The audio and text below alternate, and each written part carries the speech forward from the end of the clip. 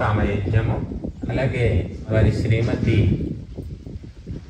సాయమ్మ గారు కీర్తిశేషులయ్యారు. వారి చతుర్థ వర్ధంతి సందర్భంగా శాంతి యజ్ఞము మనము వైదికంగా నిర్వహించుకుంటున్నాము.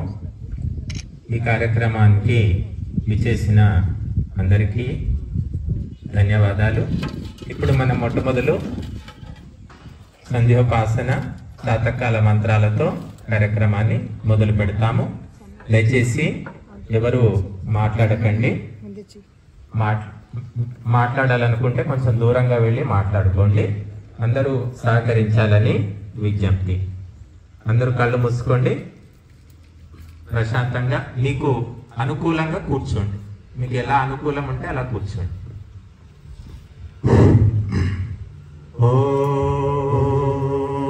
పక్కన పెట్టండి.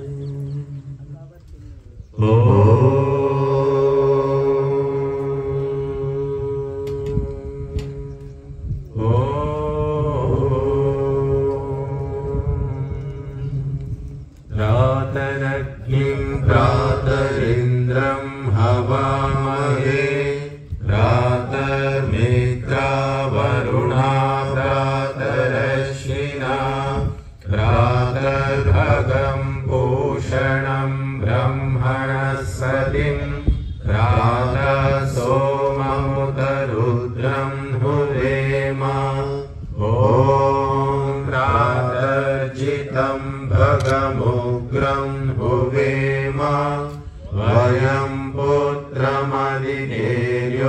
विधर्ता आद्रश्चिद्यं मन्यमानस्तुरश्चे राजाचिद्यं भगं भक्षित्या ॐ भगप्रणेतर्भगसत्यराधो भगेमान्द्रियमुदवाददन्नः भगप्रणो जनय गोभिरश्वैर्भगप्रनृभिर्ब्रुवन्तः स्याम ॐ उदेदानीं भगवन्तः स्याम उत प्रभीत्वउत मध्ये अह्नाम् उतोदितामघवन् सूर्यस्य वयं देवानां सुमतो स्याम ॐ भग एव भगवानस्तु देवास्तेन वयं भगवन्तः स्याम तन्त्वा भग सर्व इज्जो हवीति स नो भग पुरयेदा भवेह। ఇది ప్రాతకాల ప్రార్థన మంత్రాः సంధ్యోపాసన. ఓం భూర్భువః స్వః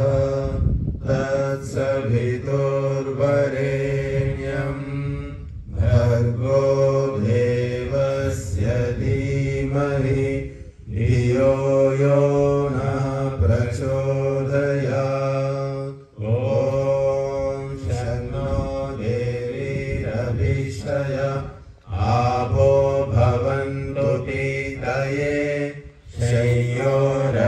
శయ్యోరభిశ్రవంతు నః ఓం వాక్ ఓం ప్రాణః ఓం చక్షుః ఓం శ్రోత్రం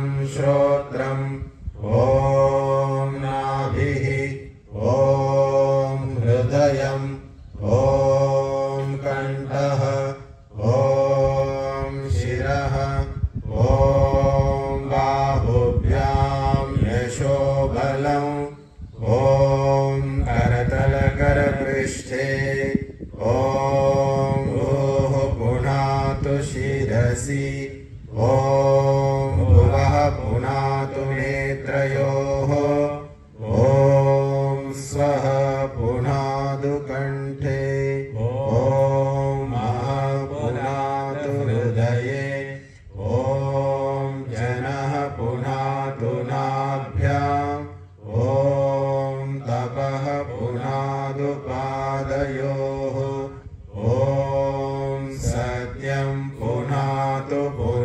शिरसि ॐ खं ब्रह्म पुनातु सर्वत्र ॐ भूः ॐ भुवः ॐ स्वः ॐ महः ॐ जनः ॐ तपः ॐ सत्यम् ॐ मृतं च सत्यं चाभेदा तपसोऽध्यजायत ततो रात्रजायत ततः समुद्रो अर्णवः ॐ समुद्रादर्णवादधि संवत्सरो अजायत अहोरात्राणि विदध विश्वस्य मिषतो वशी ॐ सूर्याचन्द्रमसौ धाता यथा पूर्वमकल्पयत् एवं च पृथिवीं चान्तरिक्षमतो स्वः ॐ शन्नो देवीरभिषय आपो भवन्तु पीतये शय्योरभिश्रवन्तु नः ॐ प्राचीनिरग्निरधिपतिरसितो रक्षितादित्यायिषवः देभ्यो नमोऽधिपतिभ्यो नमो रक्षत्रेभ्यो नमः ईशुभ्यो नमः येभ्यो अस्तु योऽस्मान् वेष्टियं वयं ग्रीष्मस्तम्भो जम्भे दद्मः ॐ दक्षिणादिगिन्द्रोऽधिपतिस्थिरश्चिरायि रक्षिता पितरैषवः देभ्यो नमोऽधिपतिभ्यो नमो रक्षत्रेभ्यो नमः ईशुभ्यो नमः येभ्यो अस्तु योऽस्मान् वेष्टियं वयं ग्रीष्मस्तम्भो जम्भे दद्मः ॐ प्रतीचिदिग्वरुणोऽधिपति पृथाको रक्षितानमिषवः देभ्यो नमोऽधिपतिभ्यो नमो रक्षत्रेभ्यो नमः ईशुभ्यो नमः येभ्यो अस्तु योऽस्मान् वेष्टियं वयं ग्रीष्मस्तम्भो जम्भे दद्मः ॐ उदीचिदिक्सोमोऽधिपति स्वजो रक्षिताशिनिषवः देभ्यो नमोऽधिपतिभ्यो नमो रक्षत्रेभ्यो नमः ईशुभ्यो नमः येभ्यो अस्तु योऽस्मान् वेष्टियं वयं ग्रीष्मस्तम्भो जम्भे दद्मः ॐ ध्रुवादिग्विष्णुरधिपति कल्माषग्रीवो रक्षितामेरुदैषवः येभ्यो नमोऽधिपतिभ्यो नमो रक्षत्रेभ्यो नमः ईशुभ्यो नमः येभ्यो अस्तु योऽस्मान् वेष्टियं वयं ग्रीष्मस्तम्भो जम्भे दद्मः ॐ ऊर्ध्वादिबृहस्पतिरधिपति शित्रो रक्षिता